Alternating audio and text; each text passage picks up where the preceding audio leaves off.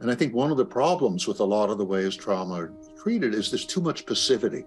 There's not enough giving people the tools they need and giving them the understanding they need to sort of embark on their own path with guidance, to be sure. But so we need to shift the whole model from a narrow medical model to a model in which self-care is central.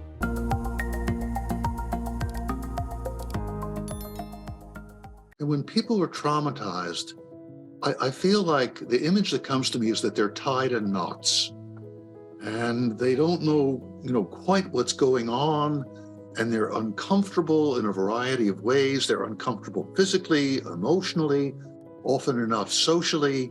They're responding in ways that are peculiar or even alien to them, and they don't know where it's coming from.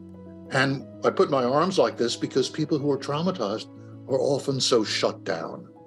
And I think long term, the consequences of the freeze response, the consequences of being in situations that are overwhelming and inescapable, and often enough repeated or prolonged over a period of time, that in causing a freeze response, which is a life-saving response that vertebrates have when they're in this kind of inescapable and overwhelmingly dangerous situation, when it continues, either because the situation continues or because there's a perpetuation of it in their minds and bodies, that's the most, I think, serious biological consequence, partly because it's so disabling, and it removes us from the capacity to feel. It removes us from the capacity to connect with those people in those situations that can be healing. They're so shut down, they're so tied in knots that there are resources around them, and yet they're not able to reach out and access those easily. Right, and that's right. And then the other part of it is they don't recognize, when you're in that state, that other people are experiencing the same thing. So I work during and after wars, for example, or climate-related disasters.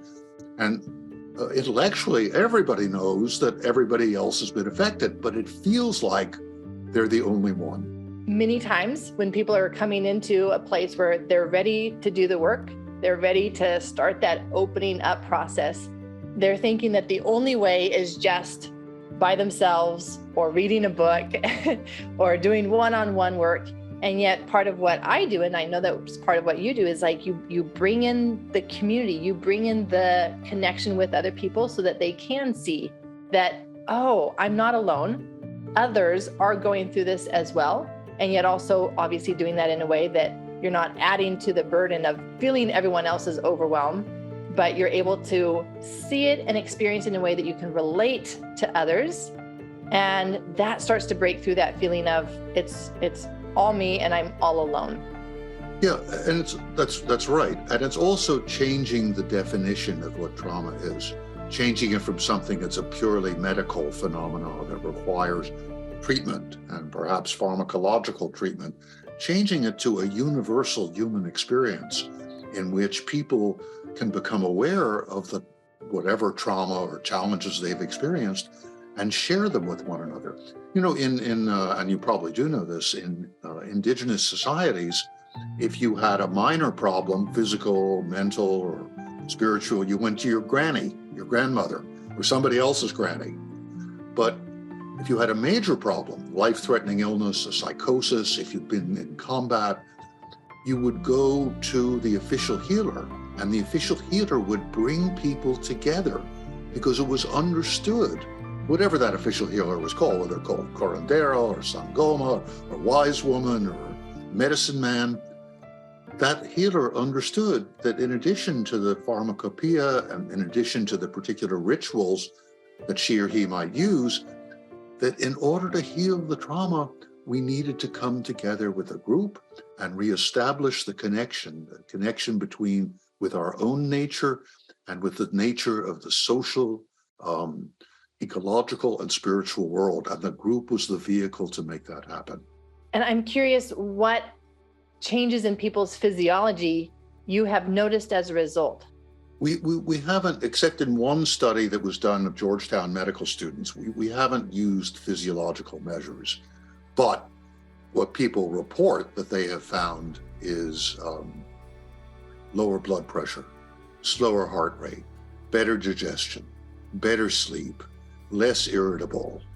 In the Georgetown study of medical students, they did not have the same spike in stress hormones when exam time came around as the students who were not in one of these groups. Otherwise, basically the same students. So it's those changes are there, and we're just we're training prisoners to use our model for themselves and then work with others. And I was just in the Plainfield prison in Indiana, and the guys who came, many of whom have been in prison for many years, they said, "Oh man, just one session with them for an hour and a half, 2 hours. My body feels loose. My heart rate's gone down. I'm calm. This is the first time I've been calm in this joint in 10 years." It's that, I mean, so that those kinds of reports, we'd like to do more sort of formal physiological studies, but it's very clear from the subjective responses.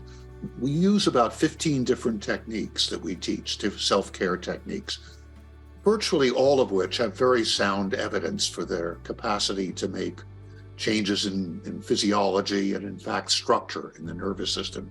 So for example, forms of meditation we use have been shown to decrease activity in the amygdala, increase activity in the frontal cortex, and indeed build new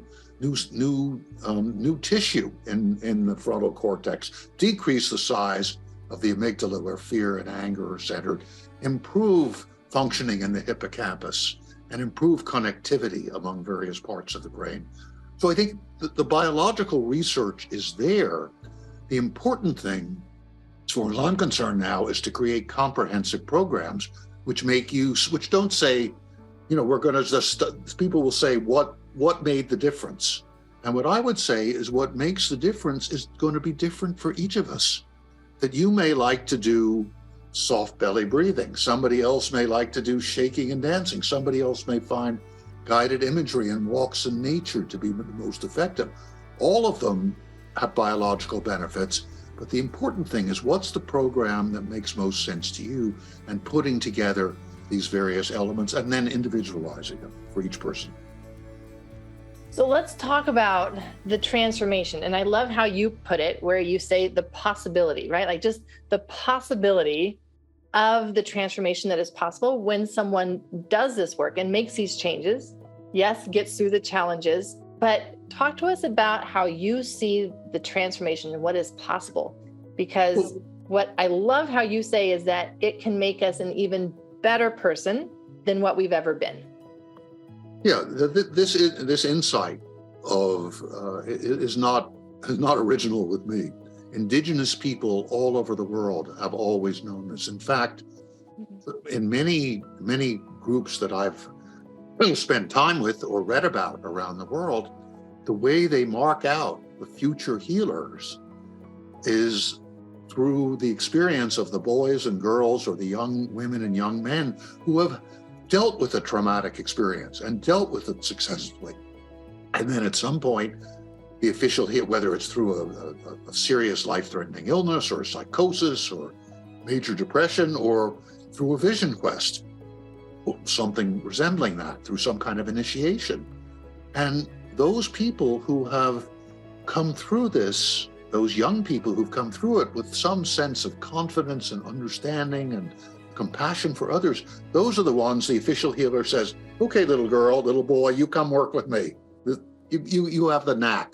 The theme is that each of us has enormous possibility to understand and help ourselves and to connect with one another that for the most part we haven't fully realized, and that our approach gives people the tools to realize their possibility to feel in balance, to discover who they really are and who they can be, and to connect with others, and as they do that, to find greater meaning and purpose in their lives. So that's a kind of overview. And the other thing I'd say is that doing this work even though we're working in some of the most troubled parts of the planet with people who've been through all kinds of hell, is enormously enlivening. So doing the work, and this is maybe the other theme, which we talked about earlier, is we have to begin with ourselves. And then as we share it to others, that's also part of our healing process. And in the way we work, we're one of the reasons we have 150 faculty, around international faculty around the world, and people love to do this because they're not only helping other people, they're helping themselves as they're doing it. It's a continual process of becoming more whole, healing and becoming whole for those who are helping others, as well as for those whom we're teaching and helping.